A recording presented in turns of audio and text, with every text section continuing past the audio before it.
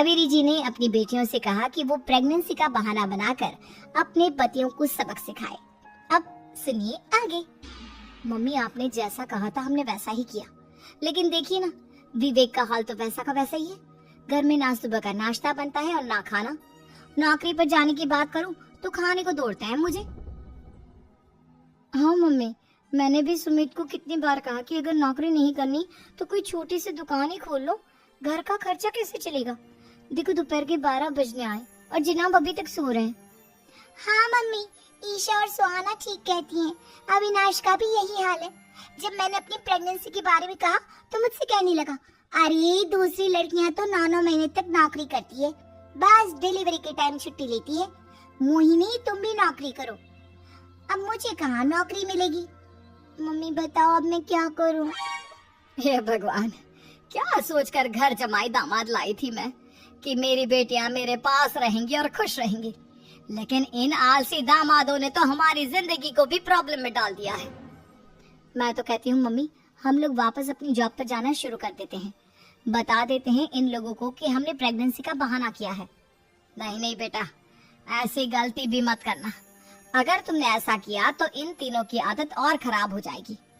अरे आज नहीं तो कल कभी तो तुम प्रेग्नेंट होगी, तब वापस यही प्रॉब्लम आएगी, तब क्या करोगी तुम तीनों। हाँ मम्मी, आपकी बात तो बिल्कुल सही है। इन लोगों को तो सुधारना ही पड़ेगा। लेकिन कैसे? अपने बच्चों के आने की खबर सुनकर भी इन लोगों पर कोई असर नहीं हो रहा। पैसे कमाने के लिए घर से बाहर निकलना ही नहीं चाहते ये तीनों। अब मेरा दिमाग में एक प्लान आया है। तुम तीनों चिंता मत करो, उन तीनों को बुलाओ, फिर मैं बात करती हूँ। थोड़ी देर बाद कावेरी जी अपने तीनों दामादों को सामने बुलाकर अपनी बात कहना शुरू करती हैं। अविनाश, सुमित और विवेक, देखो बेटा, मैं ना तुम तीनों से बड़ा प्यार करती हूँ, इसीलिए तो तुम्हें घर जमाई बना कर रखा है मैंने। अरे मम्मी जी, सीधे सीधे कहिए ना, क्या बात है। प्यार तो हम भी आपको बहुत करते हैं। अरे मम्मी जी, आपकी इज्जत भी बहुत करते हैं। अरे भाई, आपके जैसी सास और कमाने वाली बीवी सबको मिलती है क्या? हाँ मम्मी, विवेक और सुमित ठीक कह रहे हैं। आपकी बेटी से शादी करके मेरी तो जिंदगी ही अच्छी हो गई है। जानती हूँ मैं, और ये भी जानती हूँ कि तुम तीनों अपने अपने बीवियों से बहुत प्यार करते हो। बेटा, बात ऐसी है कि हमारे कुल गुरु ने कहा है कि प्रेग्नेंट होने के बाद मेरी तीनों बेटियां शुरू के 4 महीने हमारे गांव में जाकर रहेगी, जहां मेरे चाचा जी रहते हैं। अरे लेकिन क्यों मम्मी, गांव में जाकर रहने की क्या जरूरत है इन तीनों को। वो क्या है ना बेटा, हमारे परिवार को एक श्राप है। अगर मेरी बेटियों ने यहाँ पर बच्चा पैदा करने की कोशिश की तो उनके बच्चों को कुछ भी हो सकता है। इसलिए अब से लेकर 4 महीने पूरे होने तक इन्हें गांव वाले घर में रहना पड़ेगा। हाँ तो इसमें प्रॉब्लम क्या है मम्मी जी, हम भी वहाँ जाकर रहेंगे, पिकनिक मनाएंगे। अरे भाई, बीवी जहाँ हम भी वहाँ। हाँ यार, आइडिया तो बहुत अच्छा है।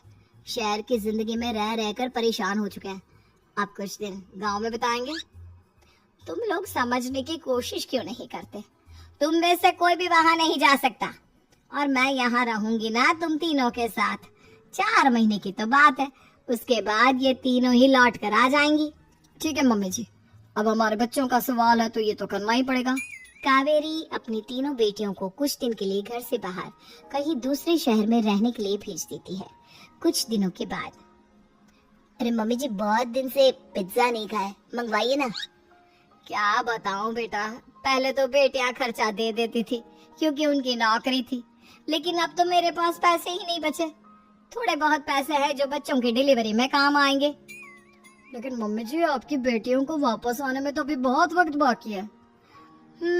वही सोच सोच कर परेशान हो रही हूँ। सोच रही हूँ कल से दूध भी बंद करवा देती हूँ। अब दूध वाले को देने के लिए पैसे भी तो नहीं है ना। अरे नहीं नहीं मम्मी जी, अगर दूध भी बंद करवा दोगी तो मुझे चाय कहाँ से मिलेगी, और चाय के बिना मैं तो मर ही जाऊंगा। क्या करूँ बेटा, इसके अलावा हमारे पास कोई ऑप्शन नहीं है। मेरे पास पैसे ही नहीं बचे।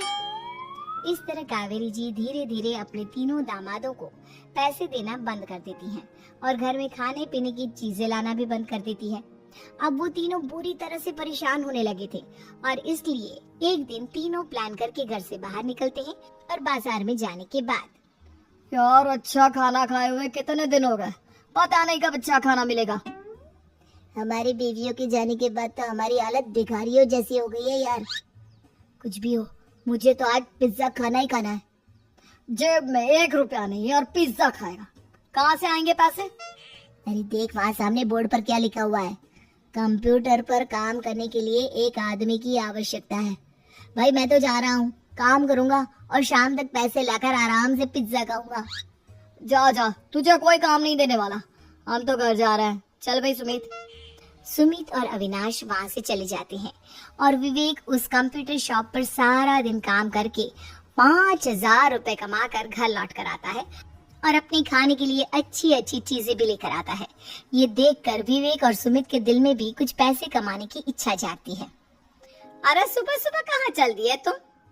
मम्मी जी एक बहुत अच्छी जगह मिली है, कंप्यूटर पर काम करने के 5,000 मिले थे कल मुझे।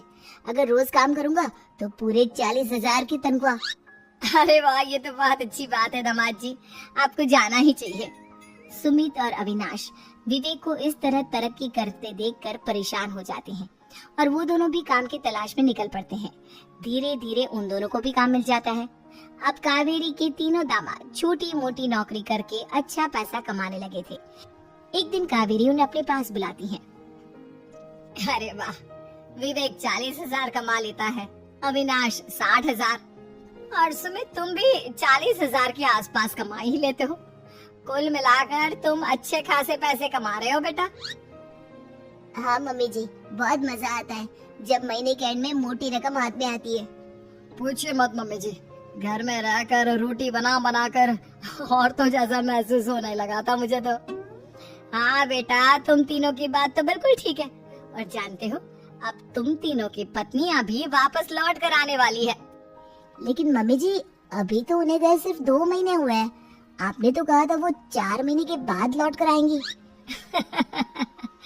ऐसा कुछ नहीं है बेटा, मैं सिर्फ तुम तीनों को सबक सिखाना चाहती थी कि आदमी घर में बैठकर बीवी की कमाई खाता हुआ अच्छा नहीं लगता।